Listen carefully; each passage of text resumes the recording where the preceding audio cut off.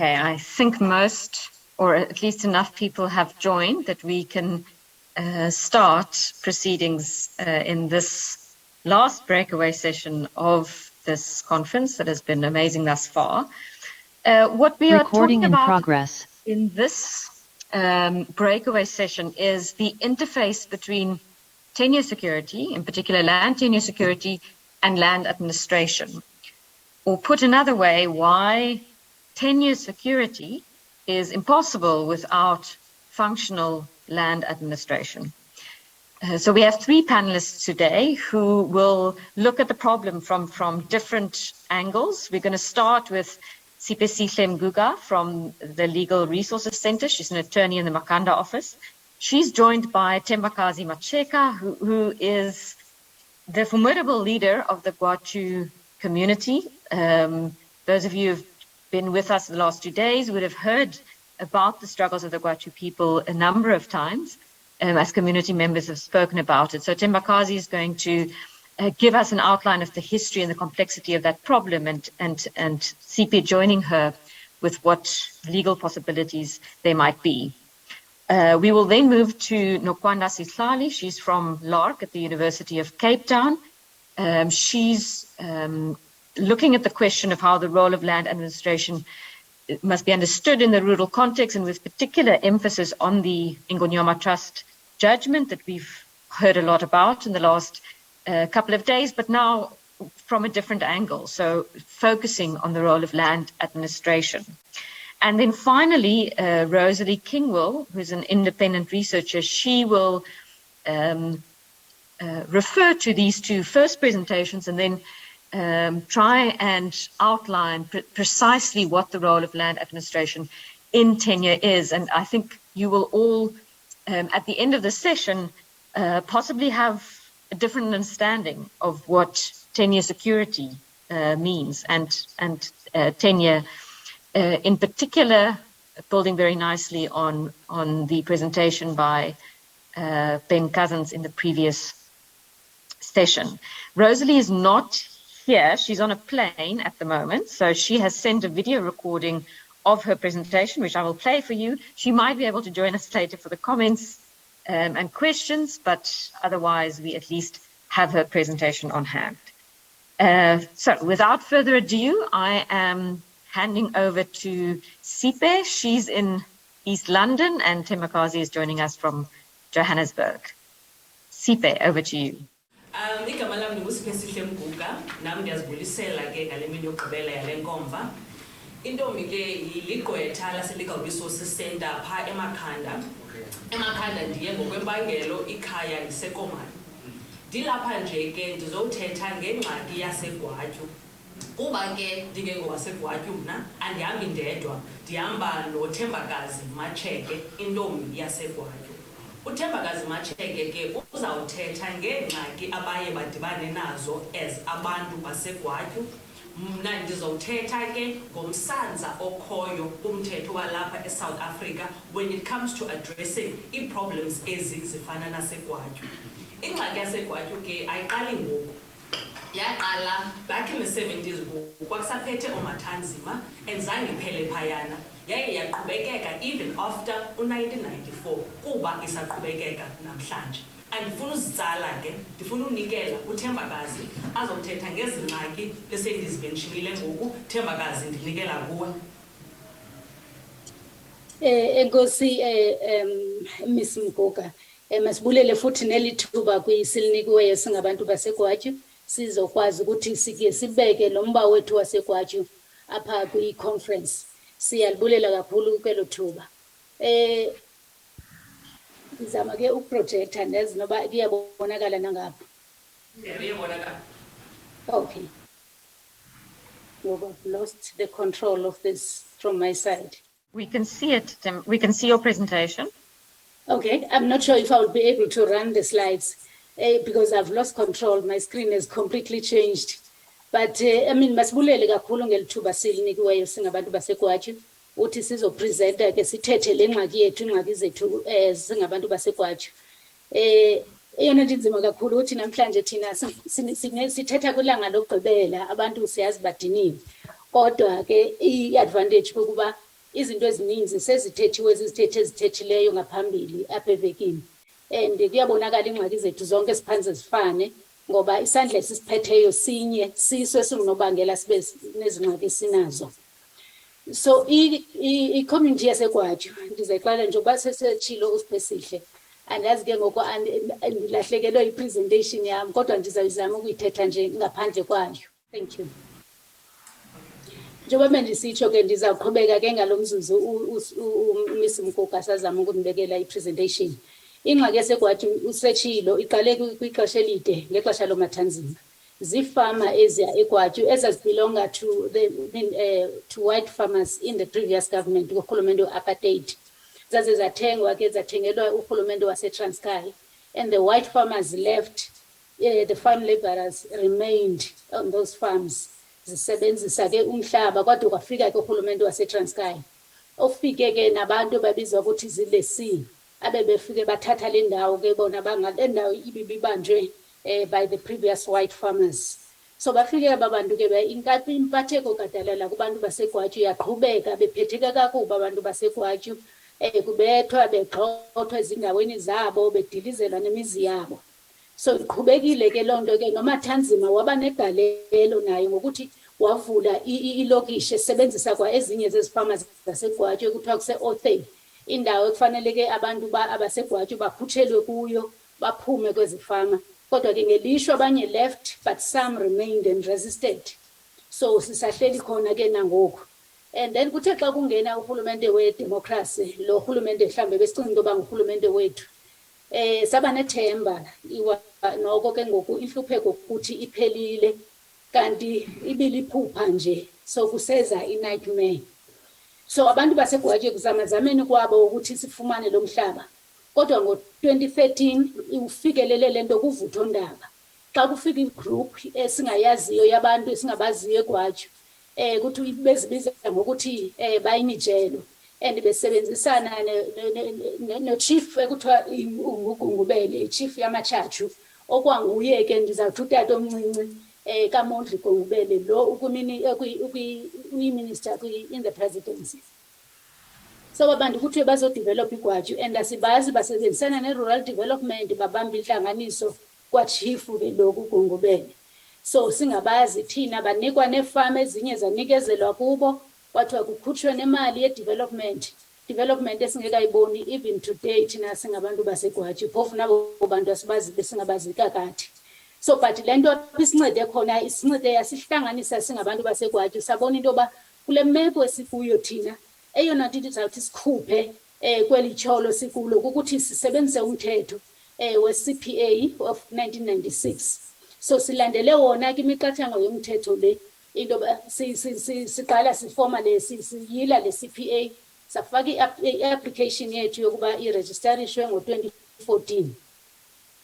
So silandele imithetho kodwa ngelishwa ke zange yenzeka ayikerejisterwa namhlanje yiyo loo nto niva kuthiwa uthembakazi of an unregistered Gwatyu CPA ayizange yenzeka loo nto leyo.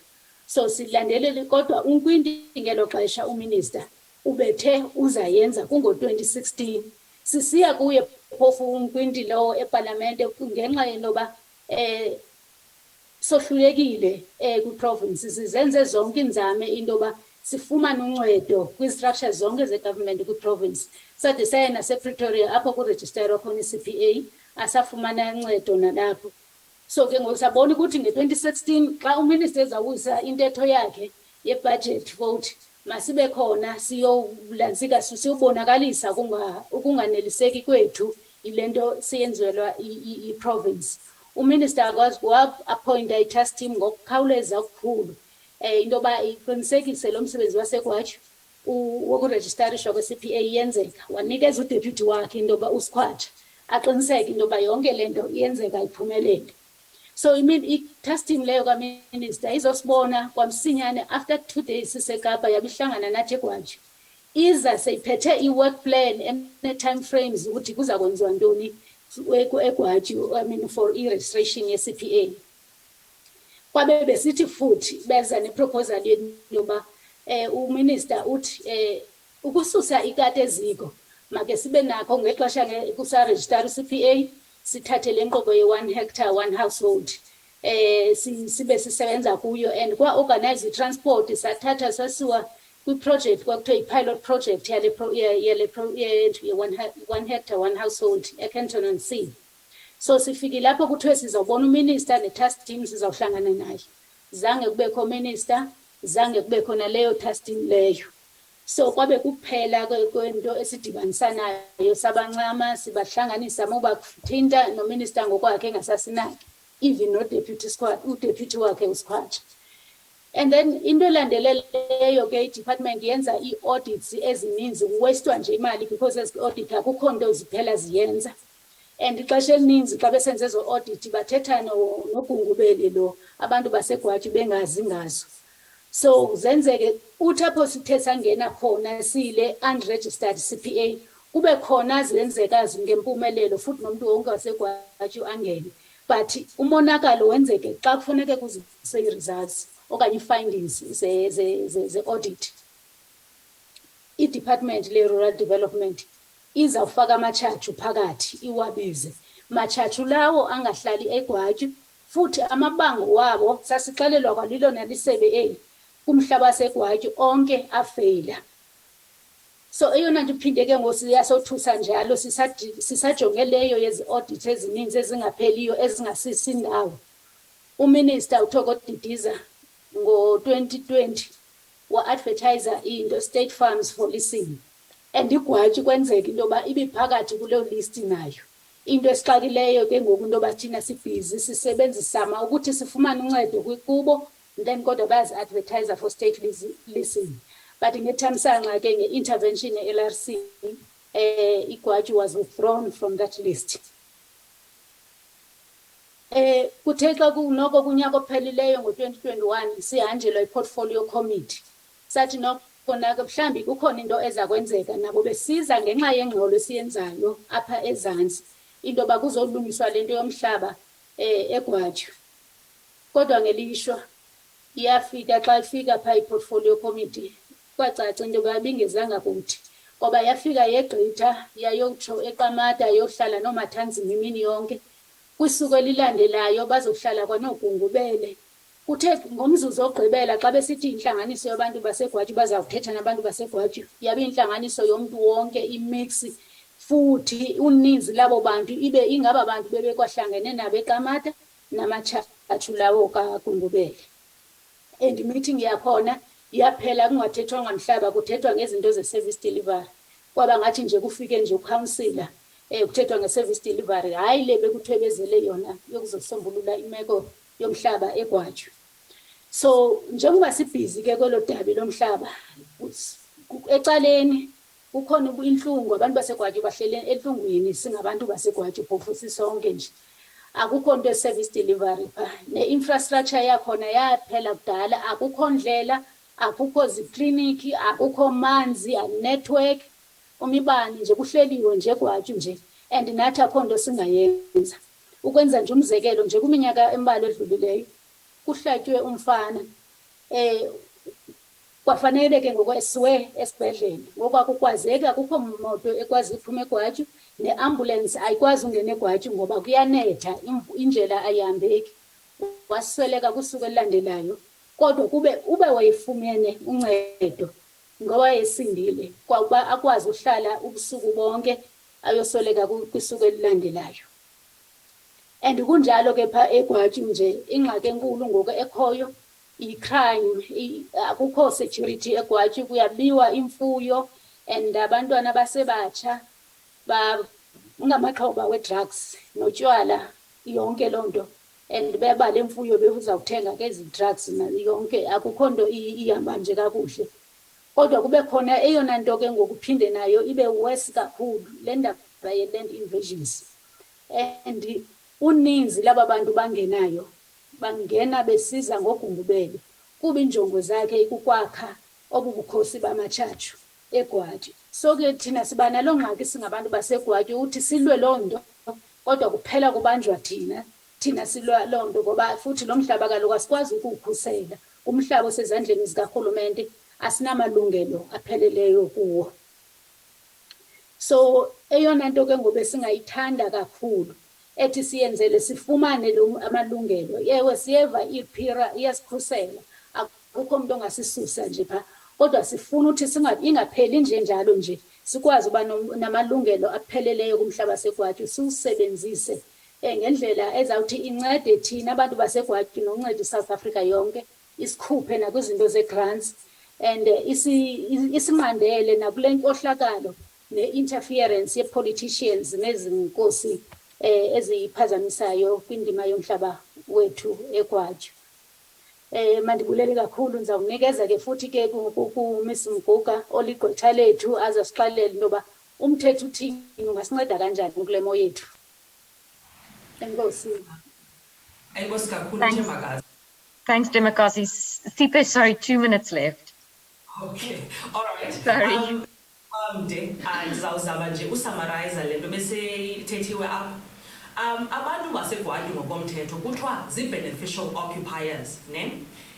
I-beneficial occupiers ke means occupation. I'm going to read it there. It's a beneficial occupation means the occupation of land by a person as if he or she is the owner without force, openly, and without the permission of the registered owner.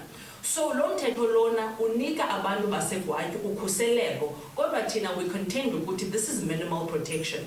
Yeyiphi le protection abantu abayinikwa yi-IPILRA?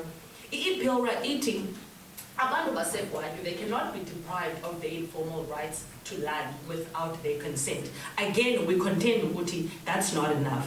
So siyazibuza ke ngoku ukuthi zikhona na ezinye indlela where we can protect the security of tenure yabantu basegwatyu. Impendulo ithi ayikho. Zimbini mibini imithetho that we could possibly use, ne, where uhulumende anganikezela umhlaba wakhe to abantu. Ezo acts zimbini, ilena kuthiwa i-Upgrading of Land Tenure Rights Act, and then eyesibini ilena iti the State Land Disposal Act. Le i-ultra lena, we contend ukuthi it is not applicable to the Gwanyu situation because it speaks about deed of grant, leaseholds, equitrent, and those are customary rights, and zonke ezo zinto do not apply to the Gwanyu situation. And then I'm going to speak about the second act, which is the State Land Disposal Act. Lena umthetho nakhona, it is quite problematic because this piece of legislation, le power lesithetha ngayo of urhulumente to donate umhlaba to abantu is discretionary, not obligatory. So meaning that abantu abakwazi unyanzela urhulumente uba makanikezele ngomhlaba because it is a discretionary role, not an obligatory role. Kuba ke South Africa inento kuthiwa i-constitution, and the constitution, it is the supreme law of the land. Siyazibuza ithini yona. I-constitution is very clear when we talk about the security of tenure. Section 25, subsection 6, or section 25(9), clear ubana i-Parliament must enact the legislation referred to in subsection 6, which is to protect the security of tenure yabantu basegwatyu. So ke ngoku sithi there's only one solution before us. Number one, that is the state must create ways to protect tenure security yabantu basegwatyu.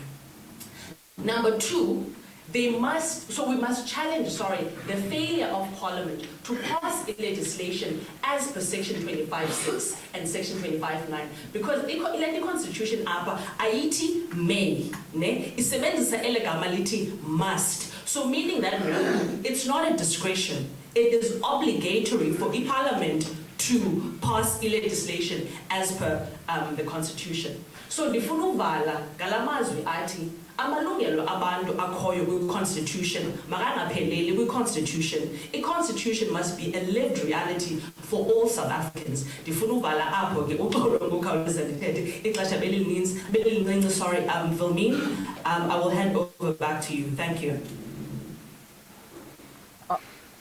Thank you very much also for getting through so much in a short time. That was fantastic.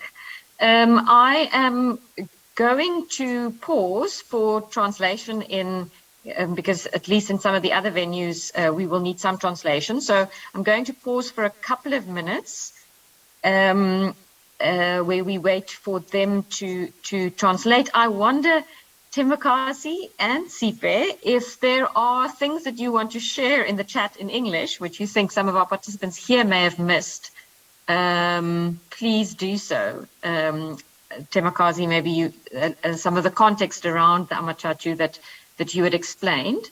Then can you do that in these couple of minutes? We're not allowed to speak while there's interpretation in the breakout in the venues, but if you can use the chat function, that would be great.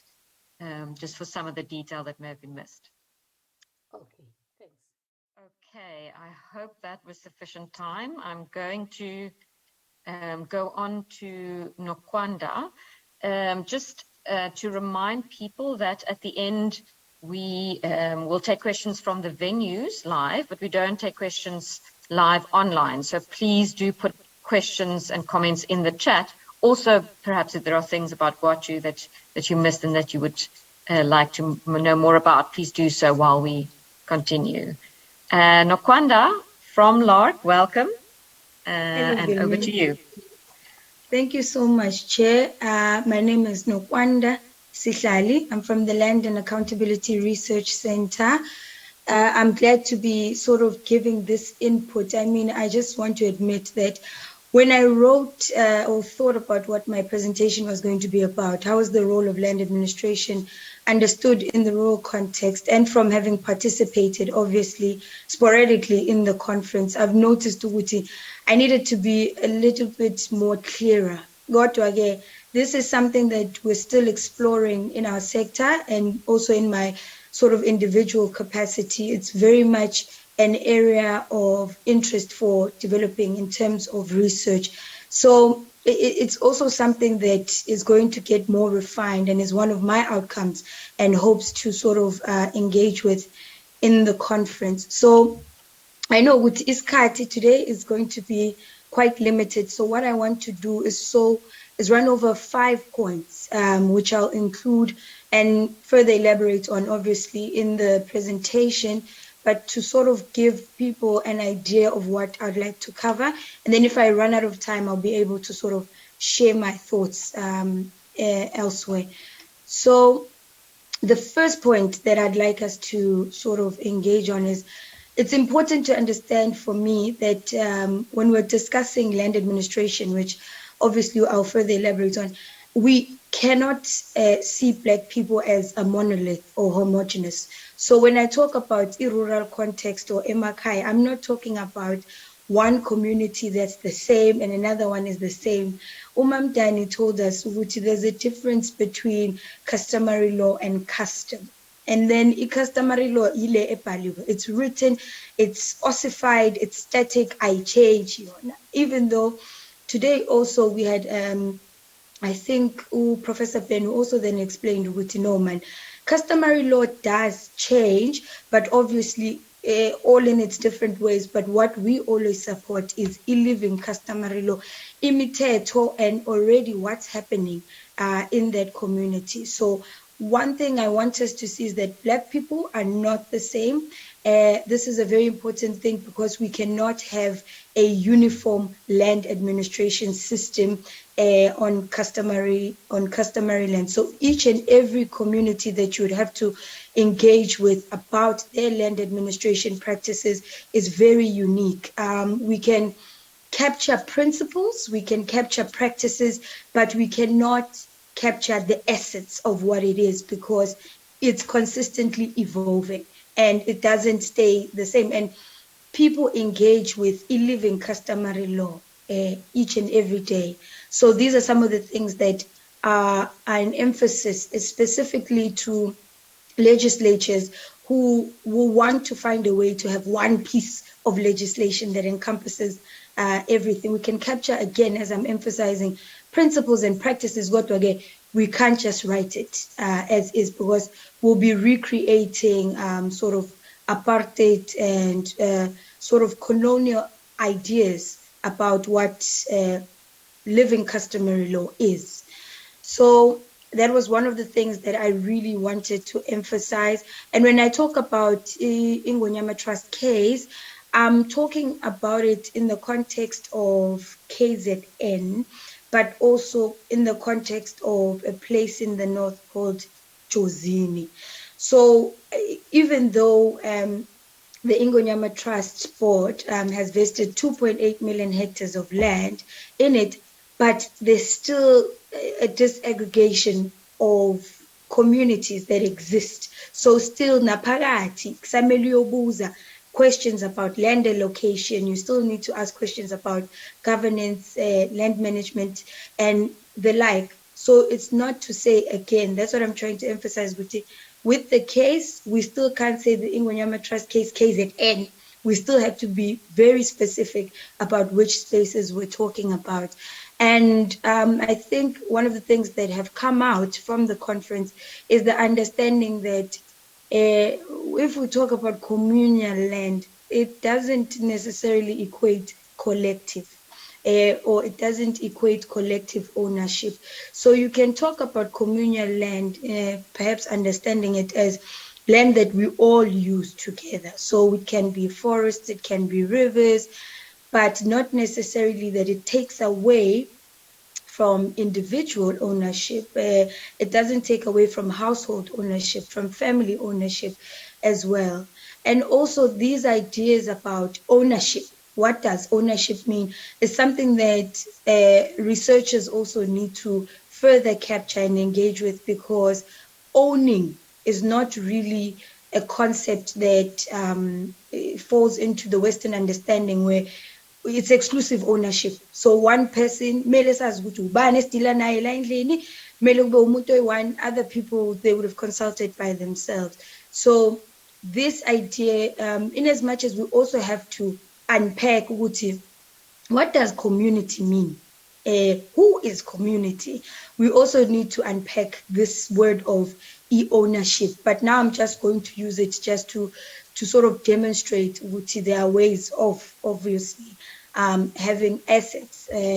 So also things around decision making, that decision making does not only stay with one person again, which is what a Western model will encourage, exclusive ownership, specifically also on title deeds. Masiti is funu formalizer tenure. We only ever think of a title deed, but we're going to discuss other ways in which we could do this. Land administration, this is my second point. Land administration results in tenure security. So how do you govern customary land? How do you allocate customary land? How do you use the customary land? How do you manage the customary land?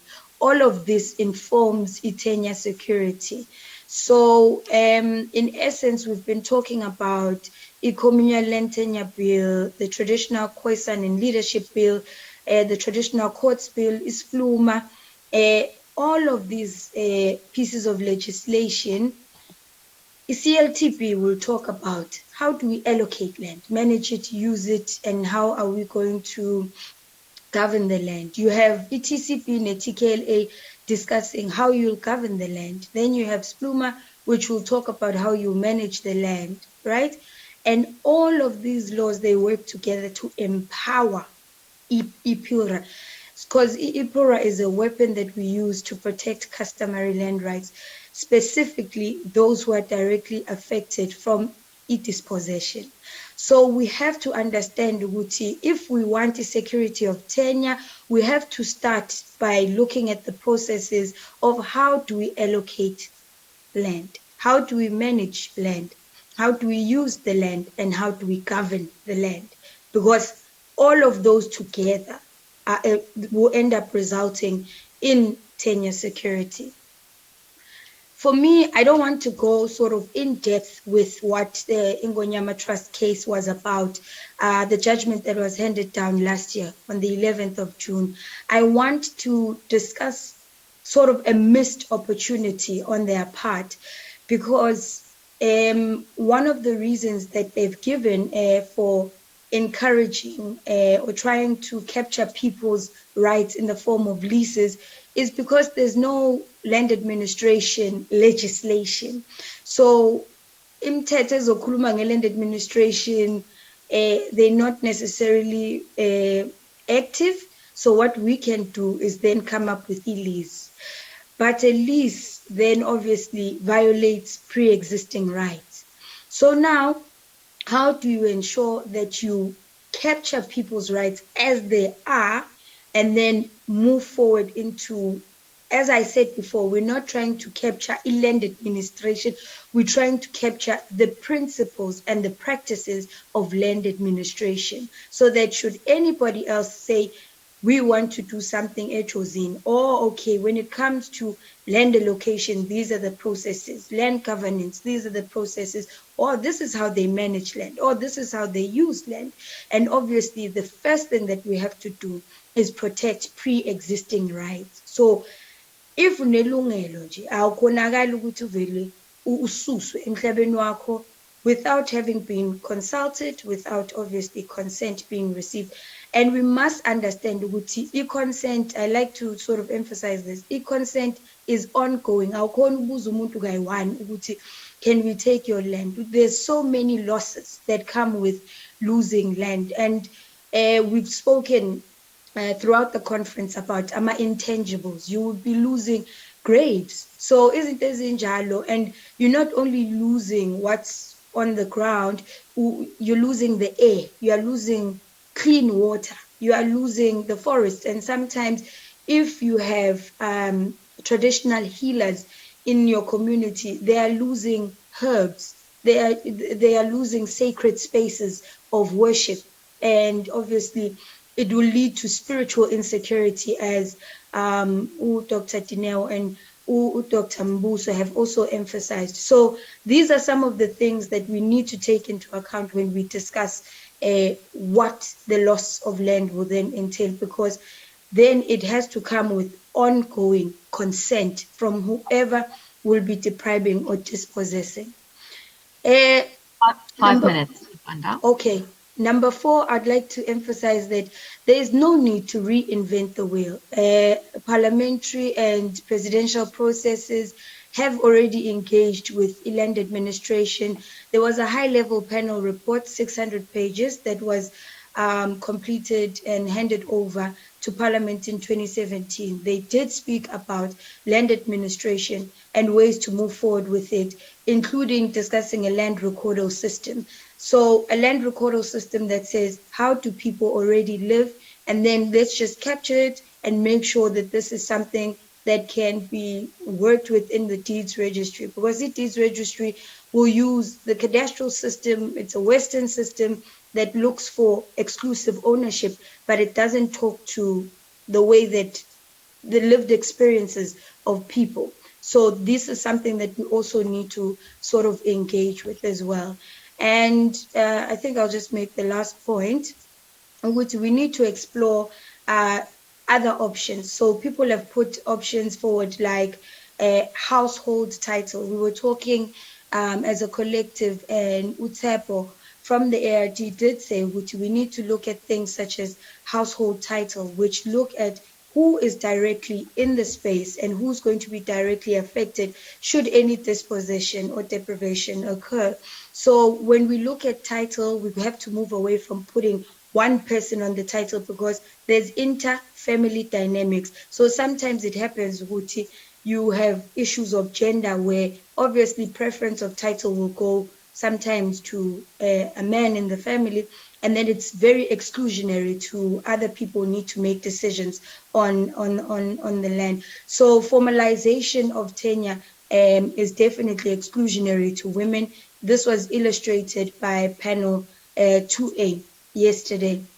My last point that I wanted to make, especially I heard a very good quote, or sort of something that was said by some people, I think someone from, I forgot, but one of the in-person venues, that says, a title deed serves what purpose when my existence on land is all the barcode you need? So these are some of the things that we also need to engage in, because if some community members say, we never had traditional leaders, we make decisions by going to this space or this governance structure, and this is how we do it. That's how we respect each and every community. The emphasis with Iipura is who is directly affected. So if we're ever going to engage with land administration, I want us also to keep at the back of our minds, we can never have a uniform land administration for black people or for white people. I don't think that's possible. We need to always consistently capture the practices and the principles. Vilmin, I didn't even get to go into my presentation, but that's okay. Thank you so much. I'm sorry. I know 15 minutes always go by very quickly. Thanks very much, Nokwanda.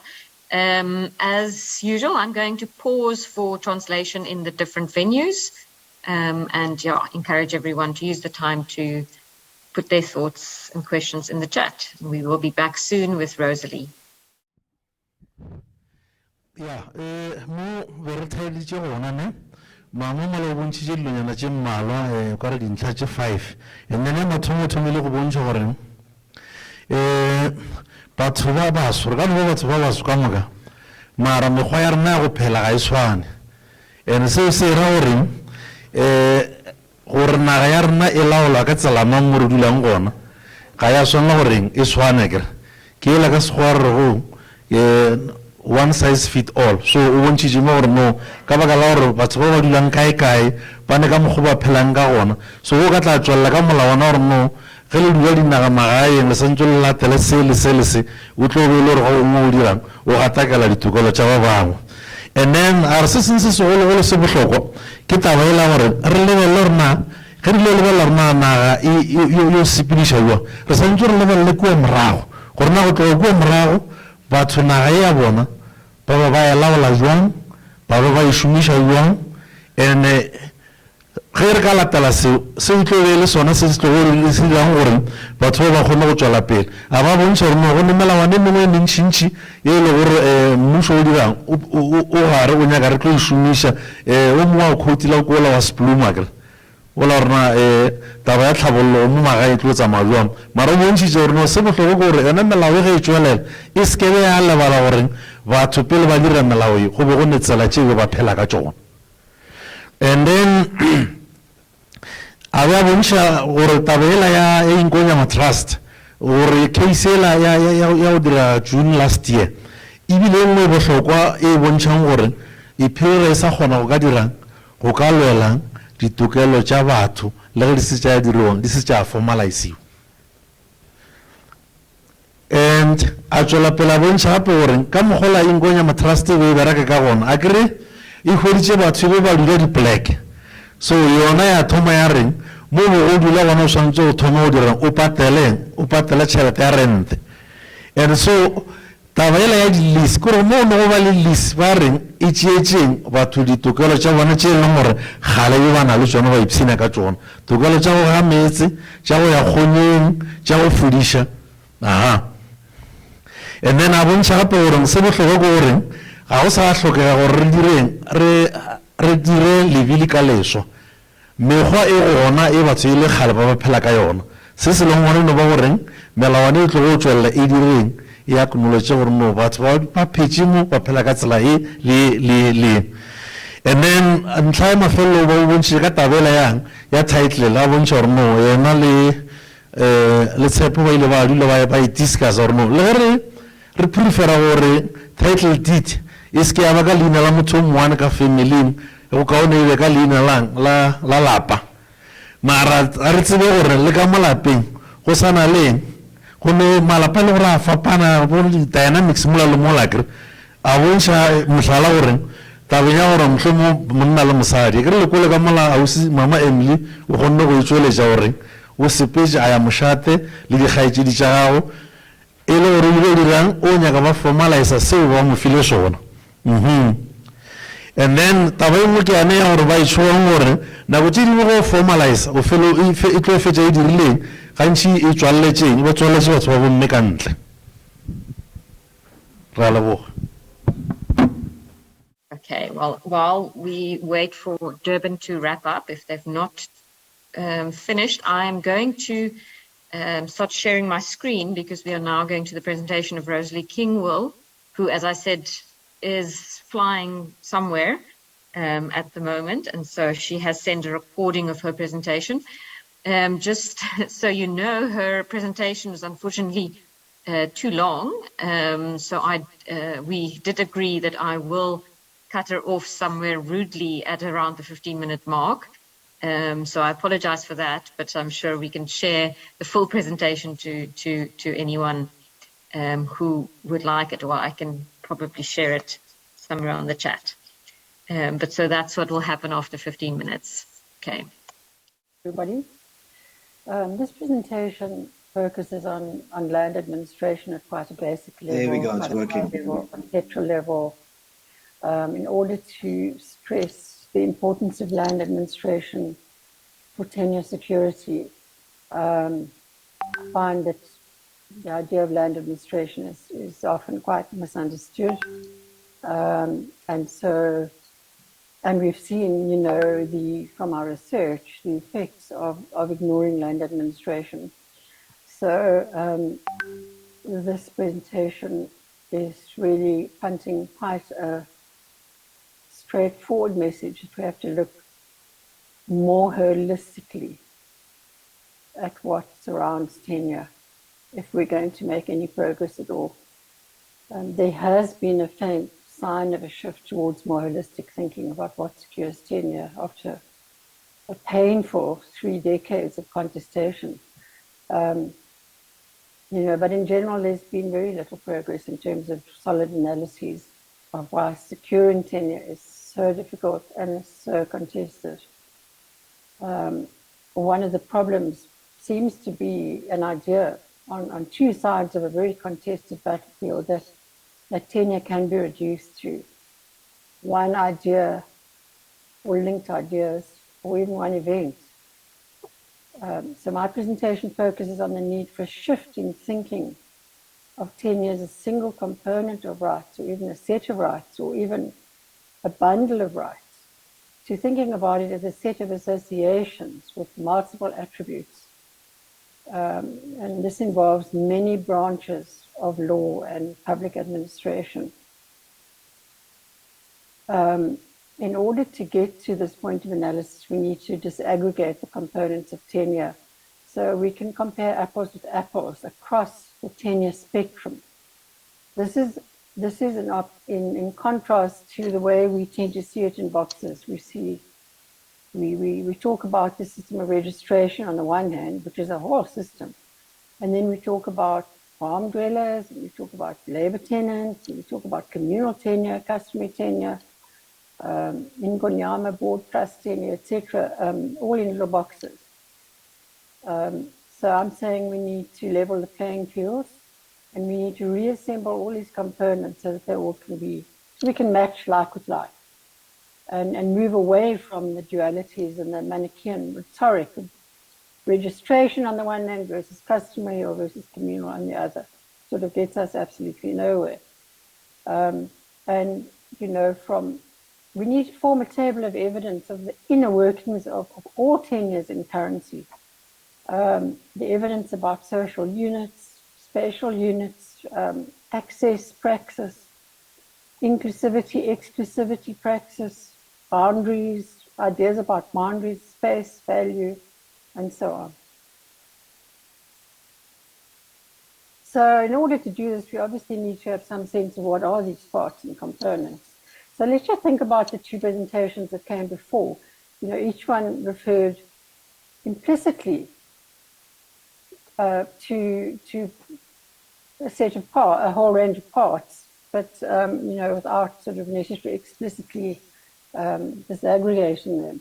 So the one case was about the KZN, the Ingonyama Trust Board, which raises many issues of authority and decision-making power, where the ITB tried to impose a new system of rights on top of an existing system, thus exerting authority to allocate and make decisions about rights to land.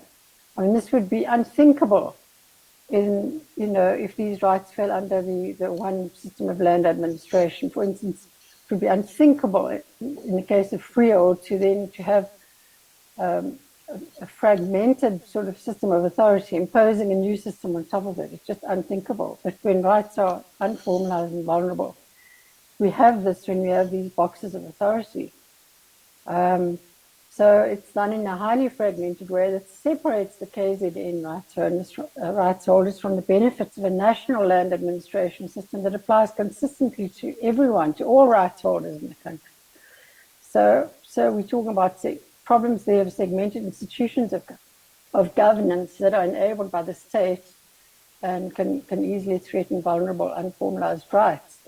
But if you look more deeply underneath that, it was all the parts involved: the power of the rights to allocate, to hold, transmit and use land, to plan, to resolve disputes, to develop information and data systems, and how it's done.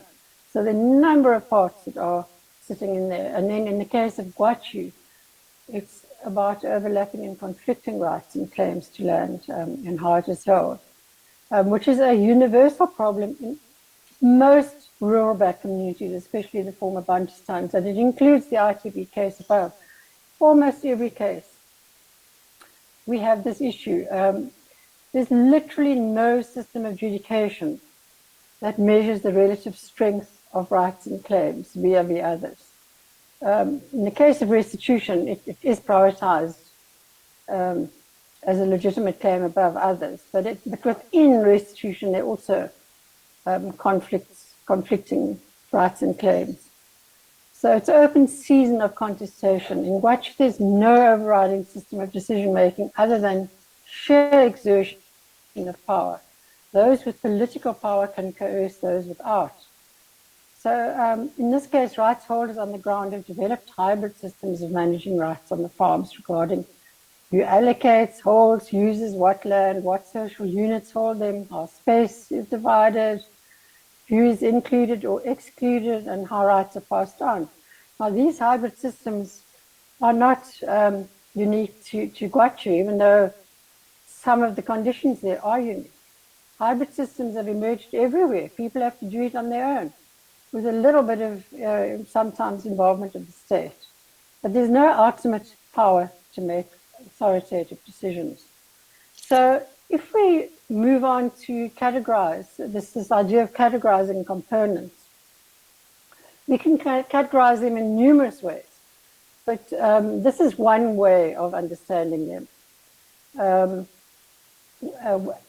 We can divide them into categories of juridical, administrative, and technical issues, regulatory powers, fiscal issues, information management, and enforcement. I can't go through every single word here, but the juridical, administrative, technical involve really the legal aspects of tenure. It includes the allocation of rights, and very importantly, it includes issues of inheritance, transmission, how you sell, lease, mortgage, how parcels are divided up and the boundaries are demarcated, how adjudication and conflicts are resolved, and then, of course, how rights are witnessed and recorded or registered. The regulatory is usually mostly centered around land use management, spatial planning, zoning, governance of different kinds of human settlements, environmental regulations that restrict rights, and so on.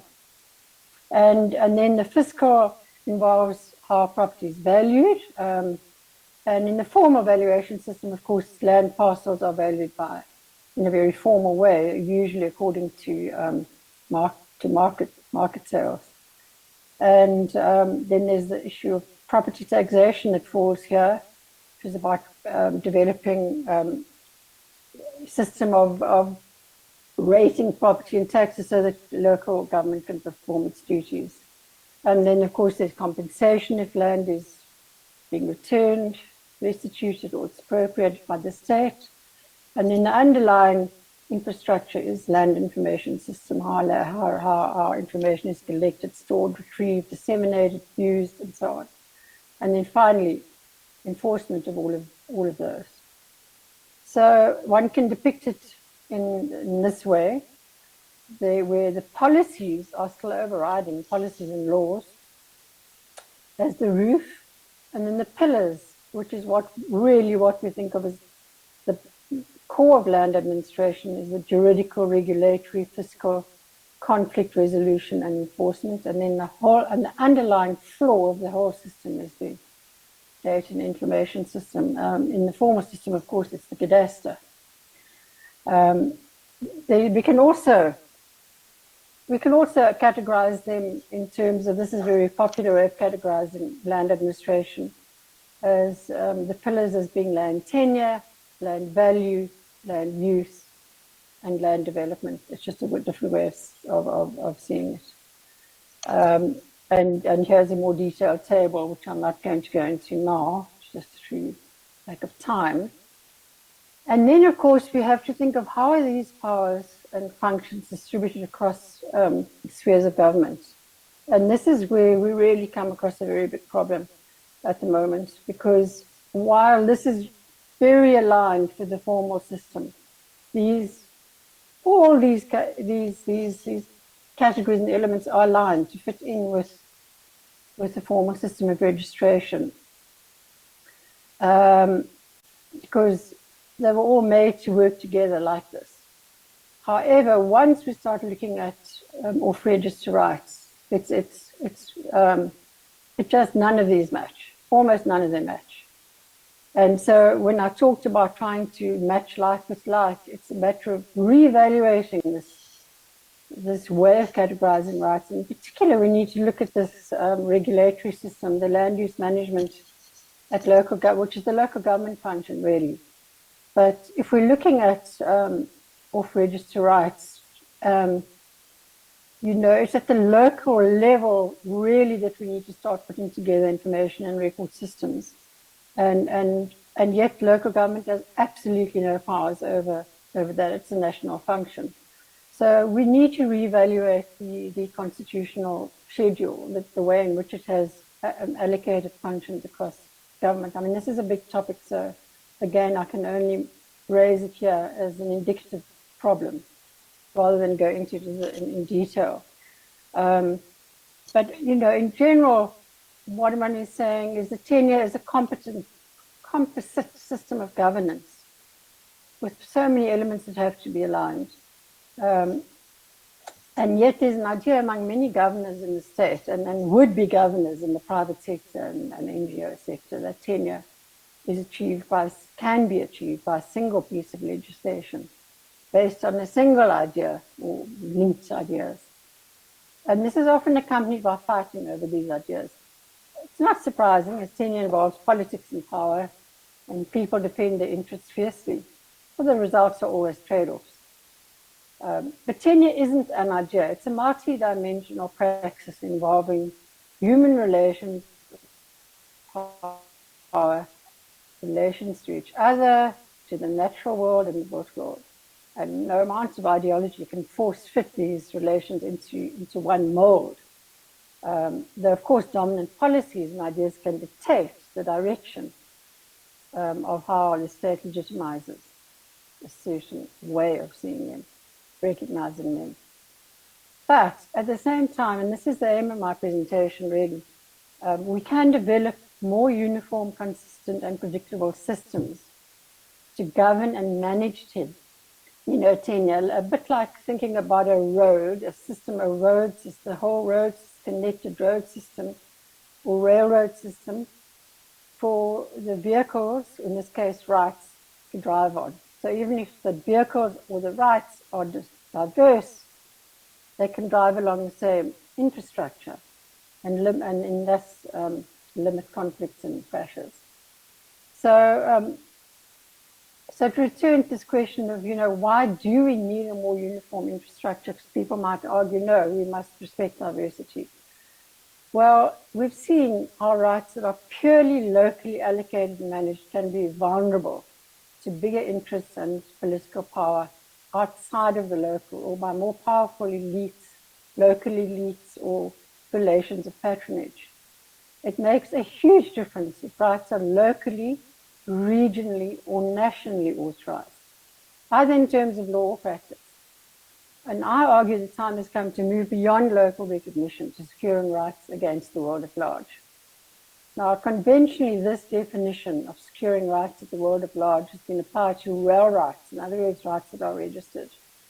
But there is no reason why we can't develop a system that can adapt customary rights in a very broad sense of the word, off-register rights, to fit into a system whereby they're recognized against the world at large and not just locally. The advantages of local flexibility and dynamism, which people argue is a great benefit of local, but these can be overshadowed by institutional pluralism that leaves outcomes to the brutalities of local power struggles. My apologies, that's where we have to stop Rosie's presentation, but yes, and I see people have already asked for the full presentation to be shared. We'll of course do that with all presentations, and I will also, I'm sure Rosalie will be happy for the video recording to also be shared because that is truly fascinating. I'm going to pause for a couple of minutes for interpretation in the venues, and then we have a bit of time left for questions and comments. Okay, as you're wrapping up in the venues, I think we'll start with Johannesburg with 2 questions, and then East London with 2 questions, and Durban will post their questions in the chat. Johannesburg, can I give an indication if you are ready with questions? Yes. Thank you. Go ahead. Dumelang, lebitso la ka ke Dineo Elizabeth Moleko. Ke na le potso tse ke batlang ho di botsa. Mosebetsi wa ka nna I am a traditional doctor. Ke sebetsa ka dintho tsa setso tse ke di tjhekang thoteng mane lefatsheng la heso. Empa ha ke lo tjheka mo re a hanelwa, re kenyetswa di-red ants, di fihle di re senyetse, re batlana le di-herbs tsa rona hore re di jale mo re di jalang teng. Jwale ke mane mo di-herbs di felang thoteng. Ha di fela thoteng di-herbs tsa rona, re a di nka ka kelello tsa rona, re tlo di jala maha rona. Mane thoteng di fedile. Mmuso o bo re tshepisa hore re tlohele ntho tseo tse ntse re di etsa tseo, a re tshepise 350 e re bitsang peni, a tlo re fa le di-food parcel, khabetjhe tse bodileng. Rona re tseba ho iketsetsa ka matsoho a rona, re ja dijo tse, re batla ho ja ntho tse organic, le di-herbs tseo re batla di-herbs tse organic. E seng batle ho rona ba fihle ba re ba bontshe di-herbs di etsuwa jwang, and then ha re qeta ho ba bontsha bona ba lo etsa dipilisi ka tsona tse seng organic. So re batla maphelo a batho ba rona mafatsheng a rona. Jwale ke a kopa, ke kopa tswe o ko le re thuseng, re tshwantse re etse jwang jwale ka ha o so le tjena na. Rona re fuwe nthwena ke bonkgono le bontate moholo, ra e fuwa le ka hae ka mmusong hobane badimo ba rona ba ile le hodimong. So jwale re etsa jwang ha re hlekefetswa ha kana kanana, ke kopa le nkarabe. Ke a leboha. I have realized and observed that we are raising a number of challenges pertaining to our government and traditional leaders, and we are talking with the people who did not make any research around our land. And I observed that we have lot of researchers and legal practitioners amongst, or that are leading these discussions. Why can't we channel a number of them towards our villages? Maybe develop a model of identifying villages according to the province and channel legal practitioners, our researchers, so that they go and come up with their research, and maybe we put resources towards the litigations, towards the court around the matter. So thank you. Thank you, Johannesburg. It looks like that's it from your side. Then just get an indication. Is that a corner?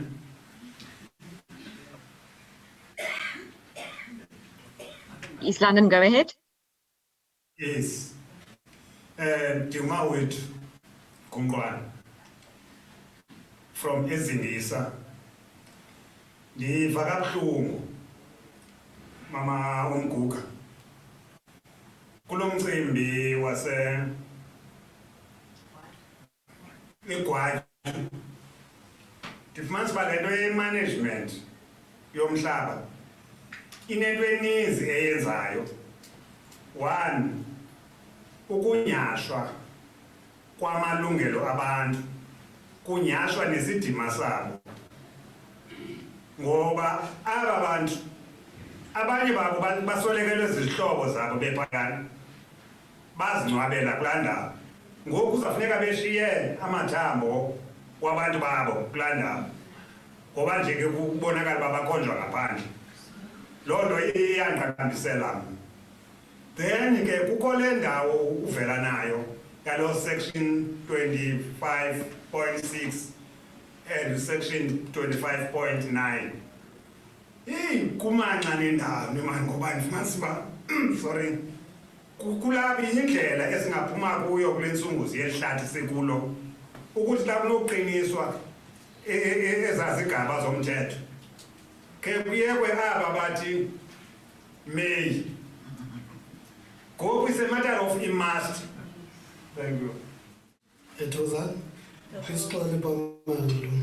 Ngizothanda ubamba kancane anginombuzo but nje ngifuna ucomment.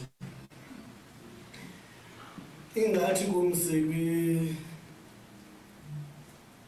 there's a black president in the white states because it is khululekile but sabona seba still sisabophelelekile although sithi sikhululekile and isimele ndawo ninye sibheke indawo because before ngoku xa nijongile sisonke nje as-Africans sikhululekile emqondweni nasenyameni. We are not yet liberated. Sisame ndawo ninye. Now sixabana ngento efana uba kudala futhi zalungisa. Umzekelo lento yaseGwaju xa nidlula ndicinga uba abantu ngelaa xesha bebephila nabantu abamhlophe bebesaziwa ngabanikazi abahlala kulaa ndawo. Now that abantu abamhlophe abasekho namhlanje basaziwa aba bantu. Kodwa ikhona into engathi ngabantu befana bangabalaa ndawo. So ugovernment phaa ikhona ifela nayo because befana baqala uyosurveya abantu bangaphakathi and then aba-registration baziwe abanikazi bomhlaba because umzekelo xa unothi ngoku kune-development ekhoyo phaa ungafumanisa kubaninzi abantu abasuka kwenye indawo bazafuna ukleyima laa ndawo. Igcine i-development efana yenzeka kulaa ndawo ingenzeki because khona abantu abahlele uzobamba imisebenzi befana uba iyaqhubeka. Quick translation. The first speaker was saying that they are hurt by what is going on in Gwaju. There's a lot involved in land administration. The violation of people's rights is also extends to the violation of people's dignity. There are people who have buried their people in Gwaju, and now if they have to move, they would have to move with those bones. And in essence, the question was, what can be done about section 26 what? 25.6 and section 29? 25.9, yes. What can be done to make sure that those are implemented so that we can move away from saying may, but actually function from a must and make sure that those sections are implemented. And the second speaker was complaining about the fact that we are free but we are not liberated. And he made an example about how the people of Gwaju, when they were living in that land with the white farmers, they were known as people who are living there as owners. But now with the black government, it's unclear as to whether they are owners or not. So there's been a failure in the current government. The government should conduct a survey and make sure it's clear who owns that land. Because if there could be a development over there, there'll be people coming from other places claiming to belong there.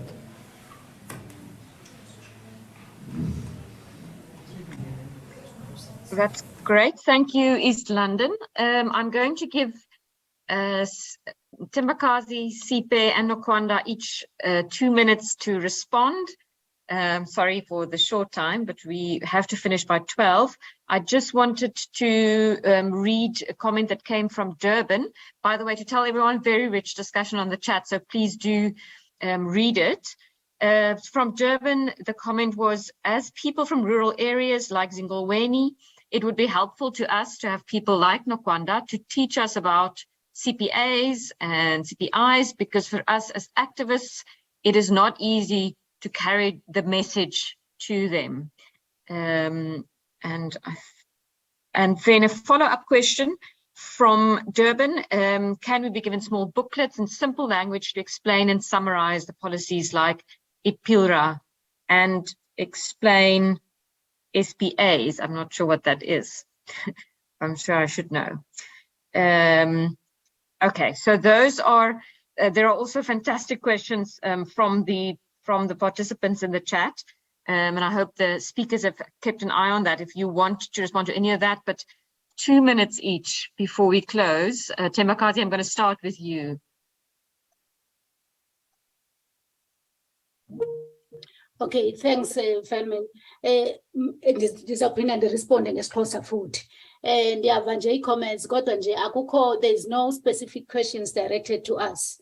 So into ebalulekileyo ukhona utata othethe nge-audits ekufaneleke zenziwe kwaje. I'm sure kwi-presentation ubonile ukuthi zenziwe zininzi. There's several audits that have been conducted over Gwaju land. They are just, I mean, they came to nothing because the purpose was not to help the people of Gwaju. So akukho nto izakwenza, I mean, akukho azitshintshi into baqhubeka besenza lento inye kusenziwe i-audit ngathi kuzawunceda and then iphelele esithubeni. And futhi ke njengoba kusitsho njena ke kukhona lo tata othi kukhona abantu kudala behlala eGwaju. eGwaju uninzi lwethu sizalelwe, inyani yena into yoba ngexesha lorhulumente we-apartheid ezafama zikumafama amhlophe bezisaziwa ziifama zobani, kodwa ngoku xa kufaneleke zinikezwe thina akwazeki, kunzima, kuba into enzima. So asiboni into thini ibangela uba singanikwa ngaphandle kokuba injongo yi-corruption, influence of political leaders and ezi chiefs zakhona ke ezisetyenziswayo uku-interfere bephazamisa zonke izinto ezenzekayo ekuhlaleni. Enkosi. Thanks very much, Tembakazi. Sipe, over to you. Very much, Romin. I believe that Tembakazi has comprehensively addressed a lot of the comments or questions that were addressed to us. But I would like to try and comment on the question about now when it comes to Lendwalomthetho as per section 25, subsection 6 and subsection 9. Difuna ukuthi when lawmakers do get to that stage of creating legislation to address into security of tenure, lando public participation must not be a tick box exercise. Abahlali must be involved in creating umthetho ozawunceda bona. So the people must always be involved, and I love, and I'm going to echo sentiments that have been mentioned throughout this land conference, that abantu must be involved in making umthetho, not the politicians, because umthetho is here for abantu, not the politicians. So with that, I will end off. Thank you, Vilmeen. Thank you very much, Sipe. And finally, Nokwanda. Hello, Vilbin. Oh, I don't think you can. Can you see me? Vilmeen, the first speaker in Joburg, I think Umuleko, spoke about her. She's a traditional healer, and she speaks about sort of the violation of land where they grow herbs, and sort of their own sort of lifestyles are being infringed on by the desecration of this land as well. So I think the idea that land is only economic, it needs to be shifted for government to also recognize that land does have spiritual and cultural meanings infused in it. So if ever you're going to decide when it comes to finalizing this expropriation, the bill and the act, we need to also incorporate the fact that this is some of the ways in which land is viewed. So just only viewing it as how can land be productive? How can land make money? We need that. We need to find ways to engage with the issues of high unemployment. But if people, such as especially in Oluben, who say, we've got strategies on how we can engage in business, but please respect our sacred land. It has meaning to us, so please don't desecrate that. But if you want us to contribute to the GDP, this is how we can do it. That's my final point. Thank you, Vilmin. Thank you very much, and thank you to all the panelists. Rosalie in her absence, thank you to all the participants. Really fantastic discussion on the chat, and we're downloading all the chat discussion so that is also captured and is something that we can share afterwards, because I think in particular in this session there were some great ideas. Thank you very, very much. We close this session now and we go straight back to the plenary for our closing. Thanks everyone, also for your patience.